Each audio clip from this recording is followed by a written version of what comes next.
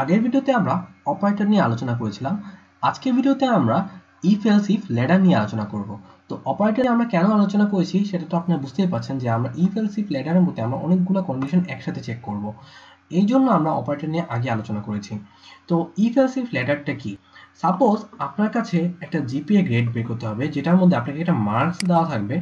মার্কসটাকে আপনার ডিটারমাইন করতে হবে যে এখানে আরেকটা মার্কস হবে, সেটা হচ্ছে 40 থেকে যখন নিচে হবে, 40 থেকে যখন লেস দেন হবে, তখন হচ্ছে এফ। তো মার্কসটা হচ্ছে আপনার মার্ক যখন 40 এর নিচে, তখন হচ্ছে আপনি এফ পাবেন, ফেল। আপনার মার্ক যখন 40 থেকে 49, তখন হচ্ছে ডি। 50 থেকে 59 সি, 60 থেকে 69 বি, 70 থেকে 79 হলে এ, আর 80 বা 80 উপরে গেলে এ প্লাস। তো আপনাকে এটা ডিটারমাইন করতে হলে আপনাকে একটা if else if ladder use করতে হবে, কারণ আপনি বুঝতে পারবেন না যে আপনার নাম্বারটা কোন জায়গায় আছে। নর্মাল কেসে আমরা কি করতাম যে ইফ এলস ইউজ করলে আমরা জাস্ট 2টা বা 3টা ভ্যালু চেক করতে পারতাম, কিন্তু আমাকে এখন অনেকগুলা চেক করতে হবে। তো কন্ডিশনগুলো কি কি আমরা এখন লিখি। If else if ladder if else এর মতোই, জাস্ট স্টেটমেন্টগুলো একটু ভিন্ন। তো স্টেটমেন্টগুলো আগের মতোই সেম, এখানে আপনার কন্ডিশন থাকবে। তো সর্বপ্রথম কন্ডিশন n এর, আমি এখানে একটা ইনপুট নিয়ে রাখছি n এর মান কি গ্রেটার দেন অর ইকুয়াল 80 কিনা। যদি 80 হয় তাহলে হচ্ছে printf a plus slash n দিব। ওকে, তো আপনারা দেখতে পাচ্ছেন যে আমি n এর মান যখন 80 থেকে 80 প্লাস হয় তখন হচ্ছে আমি a প্লাস প্রিন্ট করলাম। তো এখানে আমার নরমাল ইফ স্টেটমেন্টটা কমপ্লিট হয়ে গেল। এরপর আমি এলস ইফ স্টেটমেন্টটা কিভাবে কমপ্লিট করব। এলস, এরপরে আমরা জানতাম যে এলস নামে একটা স্টেটমেন্ট দিতাম, এলস দিয়ে আমরা এলস এর বডি লিখতাম এবং ইফ যদি কন্ডিশন টু ফুলফিল না হয় তাহলে আমরা এলসে যেতাম। তো এখানে হচ্ছে আমরা এলস ইফ দিব। এলস ইফ এর মধ্যে আমরা আমাদের কন্ডিশনটা লিখব। কন্ডিশনটা হচ্ছে প্রথমে আমরা a প্লাস এরটা লিখলাম, তো দেন আমরা a টা লিখব। a হচ্ছে আমার 70 এর সমান বা 70 থেকে বড় এবং 80 থেকে ছোট, মানে 79, তো 79 এর সমান বা 79 এর ছোট লিখতে হবে। তো আমি এখানে লিখি and greater than equal 70 and less than equal 79। যদি এটা হয় তাহলে হচ্ছে আমার প্রিন্টএফ এ প্রিন্ট করবে।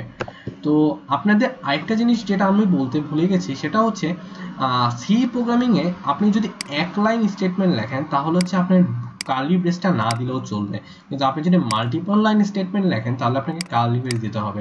মানে আমি যদি এখানে কার্লি ব্রেস ছাড়া লিখি তাহলে হচ্ছে আমার প্রোগ্রামটি ঠিকমতো রান করবে। এখানে আমি কার্লি ব্রেস এখানেও অফ করে দিলাম, আমার প্রোগ্রামটি ঠিকমতো রান করবে। কিন্তু আপাতত আমি কার্লি ব্রেস দিয়ে রাখি। আমি আশা করি আপনারা সবাই কার্লি ব্রেস দিয়ে দিবেন, কারণ কার্লি ব্রেস ছাড়া একটু হাই লেভেল প্রোগ্রামিং এ চলে যায়। আপনারা যখন ইন ফিউচার এটাতে ফ্লুয়েন্ট হয়ে যাবেন, সিতে ফ্লুয়েন্ট হয়ে, তখন আপনারা বুঝবেন যে কোথায় কি ইউজ করতে হবে। তো আপাতত আপনারা কার্লি ব্রেস দিয়ে প্র্যাকটিস করুন। দেন আমরা আবার এলস ইফ লিখব। এলস ইফ n এর মান কি গ্রেটার দ্যান ইকুয়াল 60 কিনা, and কি লেস দ্যান ইকুয়াল 69 কিনা। যদি এটা হয় তাহলে হচ্ছে প্রিন্টএফ আমার এখানে হবে বি। দেন আবার এলস ইফ লিখব। তো আমাকে বারবার এলস ইফ না লিখে আমি এটা কপি পেস্ট করে নিই, কপি পেস্ট। দেন হচ্ছে আমার নেক্সট যে চেকটা হবে সেটা হচ্ছে n এর মান আমার চেক করবে 50 সমান কিনা আর 59 থেকে ছোট কিনা, সমান বা ছোট কিনা। যদি এটা হয় তাহলে হচ্ছে আমার সি প্রিন্ট করবে। দেন আমি আবার কপি পেস্ট করি। দেন n এর মান চেক করবে যে আমার 40 থেকে বড় কিনা এবং 49 থেকে ছোট কিনা।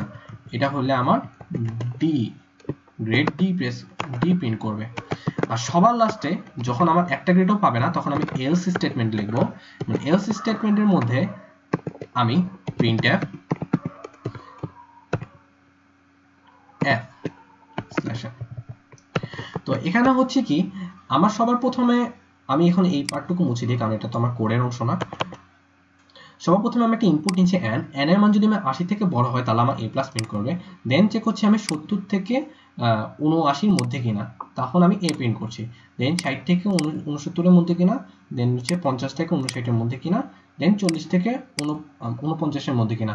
যখন সবগুলো কন্ডিশনে একটাও ট্রু হবে না তখন সবার লাস্টে এলসে আসবে এবং এলসে এর মধ্যে বাই ডিফল্ট এফ প্রিন্ট করে দিবে। তো আপনারা চাইলে এখানে যে আমরা এলস ইফ ল্যাডার ইউজ করছি আপনারা চাইলে এটা ইফ ইফ ল্যাডারও ইউজ করতে পারতেন। লাইক আমি ইফ ইফ সবগুলোকে আমি ইফ ইফ কন্ডিশন দিয়ে চেক করলাম,